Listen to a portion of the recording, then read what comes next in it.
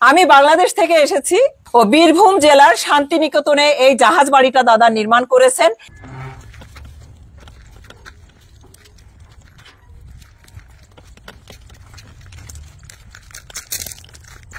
তো আমার বলার ভাষা নেই, আমার তো দেখে মনটা ভরে গেছে।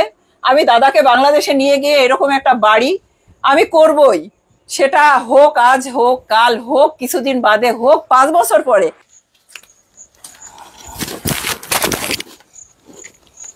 কি বলবো দাদা, আপনার মানে অসাধারণ গুণের কথা আর কি বলবো। আমি অবাক হয়ে যাচ্ছি যে এই পুরো বাড়িটা আপনি নিজের প্ল্যানে ডিজাইন করে তৈরি করেছেন। অসাধারণ অসাধারণ।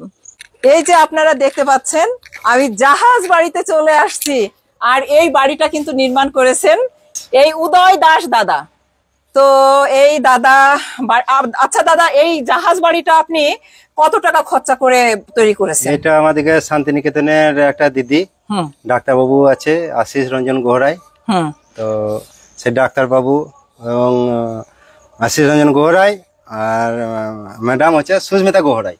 আচ্ছা, ওরা আমাকে 10,80,000 টাকা দিয়েছিল। 10,80,000 টাকা কি মানে ইট বালু সিমেন্ট পাথর যা লেগেছে সব আপনার দায়িত্বে কেনা? আমার দায়িত্বে কেনা। আচ্ছা, 10,80,000 টাকা দিয়ে এই জাহাজ বাড়িটা এই দাদা নির্মাণ